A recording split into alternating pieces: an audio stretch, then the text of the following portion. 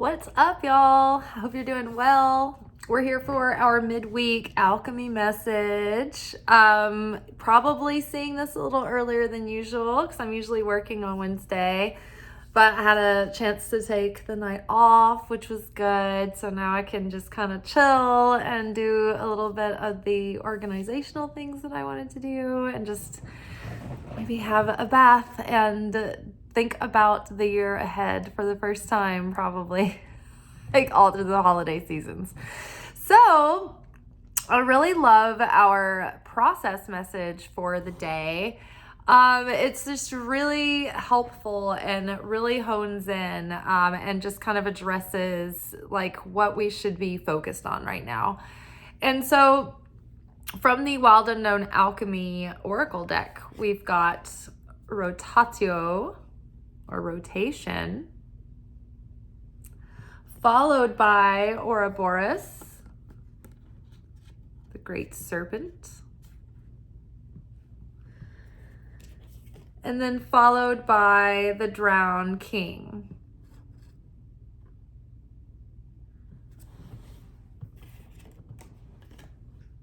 Underneath rotatio, we have 10 of Swords,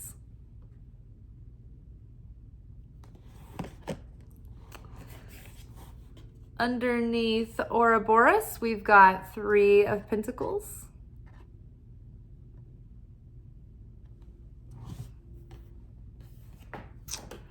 And underneath the Drowned King, we have Strength. All right, so rotatio, Ouroboros, the Drowned King. I don't know if you guys have seen this week's energy oracle forecast, but there were 2 kind of the more unpleasant cards that we don't really look forward to that came up. One was sorrow at the beginning, and it was bookended by ego. And in the middle, it was like the connections of what is like triggering our ego, bringing us sorrow, the cycles that keep sending us round and round. And then leading us into sort of the sweet surrender of ego death this week. And so basically this message is, getting at just that. The rotatio card is the cyclical nature of life, of all of nature, and the value of going around and around and repeating certain lessons so that it is like practice, right? So we're practicing, shedding. It's not like we can just overcome the ego and it's a one and done. It's like we're doing the work, the spiritual work. So it's like there's no use in bemoaning where we are in this moment because we're always going to be continuing the work. There's always going to be another layer to shed and to work through. There's always going to be a growth edge to push up against. I mean, look at the universe. This is all of existence. This is as big of something as it can get, and yet nature asks of it to continue to expand. And so are we. We're always pushing up against the growth edge. We're always expanding. And so there is this element here of an aspect of going round and round in something and being invited to at least go to the next level. Like, don't resist the fact that this lesson is coming back around. Meet it where it is. Use this opportunity to go deep and to like really get the healing, really get the revelation embodied. And in embodying that higher self, it takes practice, it takes repetition. It's like every little layer of the ego shell that we break away, it reveals more and more of that light of the creator within us. But it's layer by layer. It's not, just a big one fell swoop kind of thing. So, don't get hard on yourself if you are, facing cycles, again, that feel familiar, and that if you're facing familiar lessons, it's not like you failed in any way. In fact, the 10 of Swords is, portending that this is the end of a difficult cycle. that it is the conclusion of something that is like plagued on your mind, or maybe a mindset that's coming to an end, or the way that you perceive something. But the swords are in the mental realm. It's in the mental landscape. It's in the landscape of our consciousness. And our consciousness is the seed level of our vibration, and it's the seed level from which we create from. So we really do want to start this new cycle with a renewed sense of consciousness. But in order to do that, we have to go back and face certain things again and be able to meet them differently this time. It's like we have to be different in order to get a different result. So in order to break the cycle, in order to break the pattern, we can't do the Groundhog Day thing every single time. In the movie Groundhog Day, Bill Murray wakes up every day and he's stuck in the same day, he's stuck in the same cycle. And at first he's just going through and he's like, wow, I know it's going to happen. Like, I'm just going through the same day over and over again. And then he realizes that he can take control of his destiny. And even though life keeps presenting himself with these same scenarios, same situations, it's only when he begins to change that the circumstances begin to change around him. So it's like we're up leveling into this invitation, into this next level, into this higher self. But in order to really go forth and create this vision, we have to reverse engineer, okay, who is this person that creates this life that we want to live in? And we have to become that now. And we have to choose with sovereignty, like how we show up in our day-to-day in order to make that happen, and not be going through life in effect consciousness, just completely thrown off course with all of the ups and downs. So there's always going to be ups and downs every day. We don't know what seems like something that is a setback today is actually a blessing that we don't discover until later, right? So, what seems unlucky right now, it's like, you don't know. It could be the thing that ends up being the thing that makes you the lucky person, in a few hours, right? One thing that falls through could open up, ways for another thing to come through. So, really just changing our perspective about how we're taking in life and in the world, and trying to maintain a certain level of energetic and emotional constancy, stability, and having that be less affected, less shaken. And that is, when we talk about building certainty and strengthening our certainty and building, the vessel, that's, what that is. It's like understanding as we go through life that things may not work out the way that we want them to, but things can play out for the sake of my highest good if I believe that the Creator is involved in all things, right? And can be activated within all things. But it's my consciousness that's determining how things play out. It's my consciousness that determines how the scene is playing out. Because if I no longer need the lesson, then the challenge dissolves, right? So Ouroboros is the serpent that eats its own tail, right? It's the cycle, it's endings that become beginnings, and beginnings that become endings. And it's, the death of one consciousness that leads to the rebirth of new consciousness, right? And this circle, it's like this protective barrier that's, it's the cycle of the soul's progression and evolution. The serpent sheds the skin and is completely rejuvenated, right? It continues to grow and expand. And so this is like the cycle where, as we go round and round, our challenges become, our treasure, right? That's what this represents. It's like the challenges become our gemstones. When our metal is tested, our silver becomes pure, our gold becomes strong. And so, in fact, I think I want to read Ouroboros out of the book. I said I was going to read, I could actually read that tonight if I needed to. I think I really just hit all the points yesterday, so I don't think it's necessary. But I do want to read Ouroboros.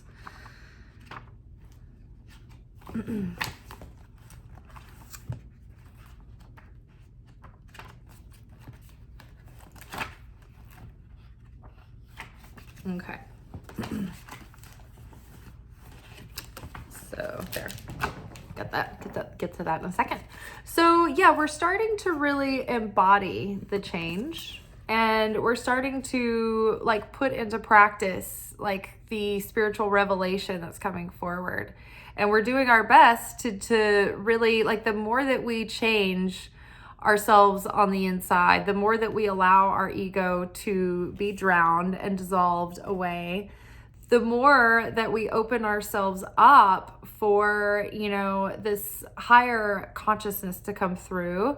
And then we are more magnetic and we have new opportunities coming in and new collaborative possibilities and new, ways to work together and a new level of skill mastery.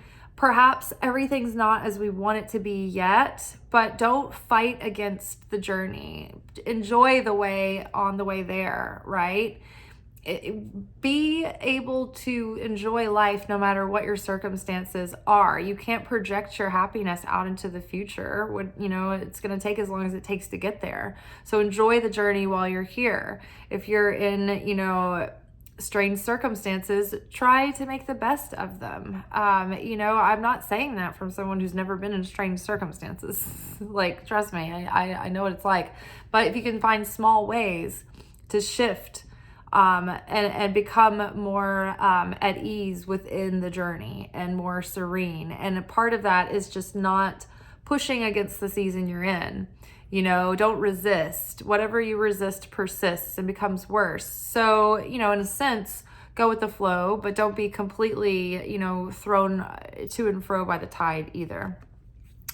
And then Three of Pentacles. The threes are the first stage of completion in the story of numerology from 1 to 9. So 1, 2, 3 is like level 1 of completion. Pretend you're going up a mountain and like you're at base camp 1. When you get to 6, that's like the second phase of completion. You're past the battle. You're over the hump of the middle. And then number, 8, 7, 8, 9, 9 is complete. It's like you've reached the end of the cycle, and 10 is the overflow. So the threes are like, okay, you've gathered your resources, you've gathered your, skills to some degree, and you're ready to get started. You're not showing fruitful results yet, but you're in the beginning stages. You're getting your footing, you're growing in resources, you're growing in collaboration, or you're growing, a client list or whatever. But this is like early stages, but positive. Okay. Ouroboros, the great serpent, the tail eater, the guardian, the quantum realm. Timeline jumping. The Ouroboros is the all-encompassing glyph of the alchemical process. The hungry snake bends itself around you in a gesture of protection and guardianship, giving you the space and safety to participate in the work. Anything and everything can be offered into its mouth for transformation. Good, bad, blasphemous, or precious. The materials of our life transmute into gems along the great serpent's spine. Along with your woes, the Ouroboros engulfs every pair of opposites. What is masculine becomes feminine. What is sky becomes earth. What is past becomes future. When this card appears, you have entered the quantum realm. Everything is possibility. No one knows the limits of the Ouroboros. Just when you fell into thinking that your life was straightening out, the snake takes you once again into its gaping mouth for an entirely new trajectory. So I feel like the wheels of change, this wheel has been like this ongoing theme that's been coming up for us. So the wheels of change have been in motion. And so things are going to change. Things are turning around. But it's turning around. What's pushing the wheel is like our change of consciousness. The change on the inside is what's changing the things on the outside. And then it's our ability to take what's changing on the inside and apply that to our behavior that's also moving the wheel forward.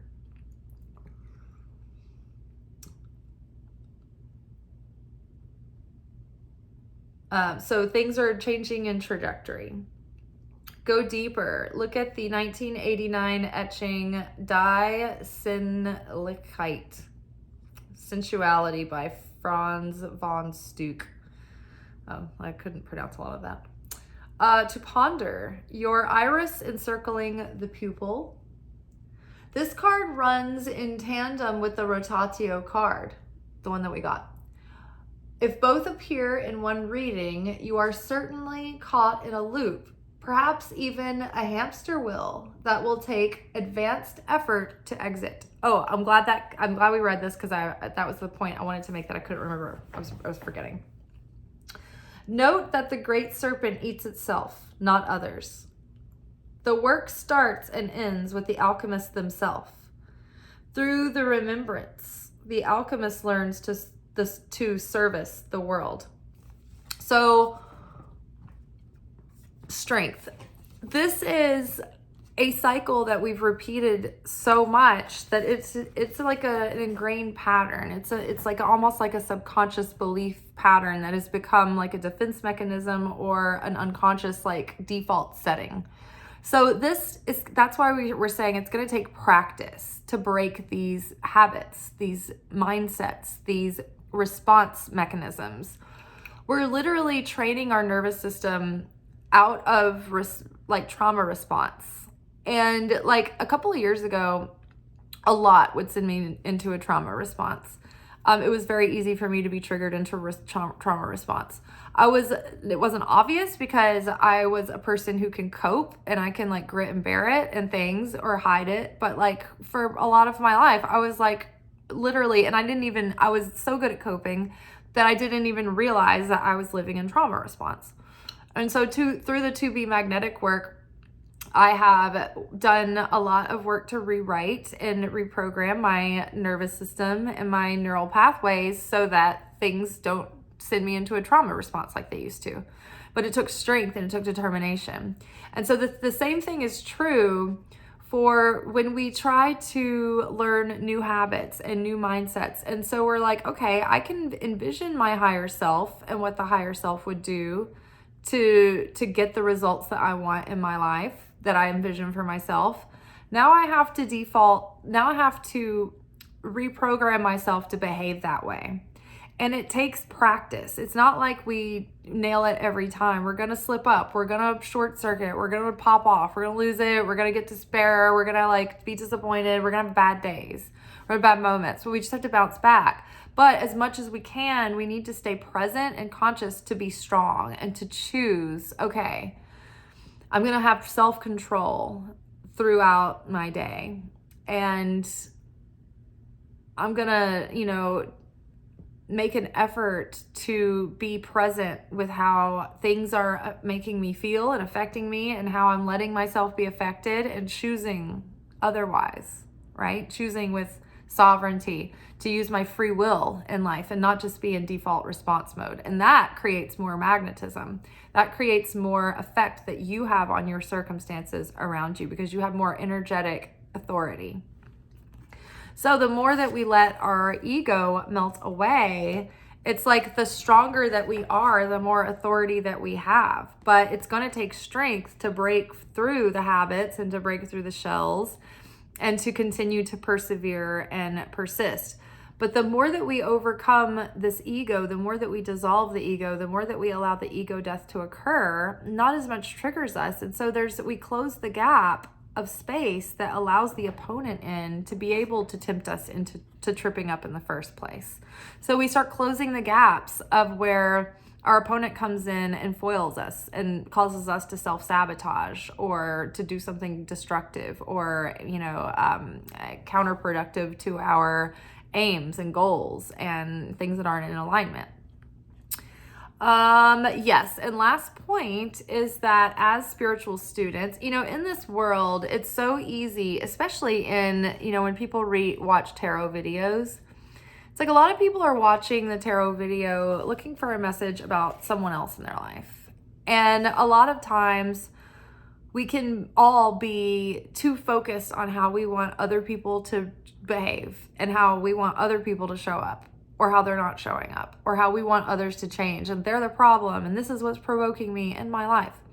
But if we're serious spiritual students, then the only thing that we ever have control over or true responsibility for is how we are showing up. And so we can't project our expectations like this onto other people.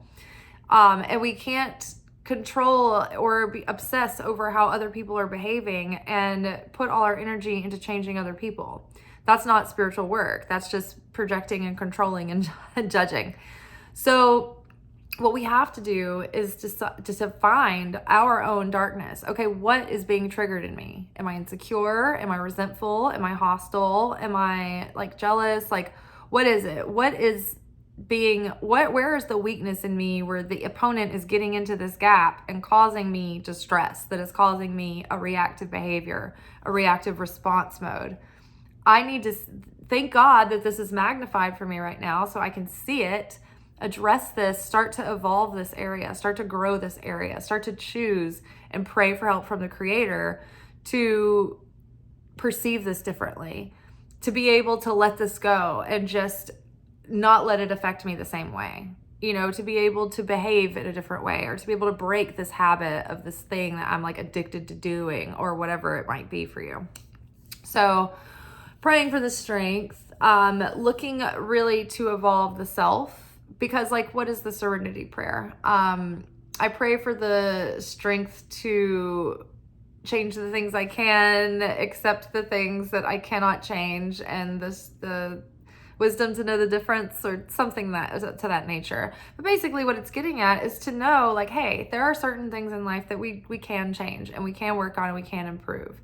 And there are certain things that we do not have control over and we can't do anything about. And we have to learn to like either accept that thing or completely cut it out of our life, if that's an option. And if not, back to acceptance. And then that's where the serenity comes in. It's like you're not necessarily avoiding conflict. You're not necessarily avoiding pain or discomfort or unpleasantness, but you're learning not to resist it or bemoan it so much that you're suffering and you're fighting against your life, essentially. And the less that you're fighting against life, then the more ease and flow, and the faster that challenges can just dissolve and move through. And then they're not that big of a deal. It's just like, oh, a passing thing, rather than such a big thing, you know? All right, you guys, I am excited about my night ahead. I'm going to continue enjoying my stuffed cabbage that I've made, smothered cabbage. It's like a really awesome Cajun pot. Basic ingredients, it's celery, onion, I like yellow potato, cabbage, smoked sausage, lots of minced garlic, all kind of cooked down together and served over rice, and it is delicious. A lot of Tonys, cracked salt and pepper and cayenne and some sriracha, and it's amazing. All right, y'all, I will catch you tomorrow for Thirsty Thursday's weekly romance reading. I'll see you then. Bye.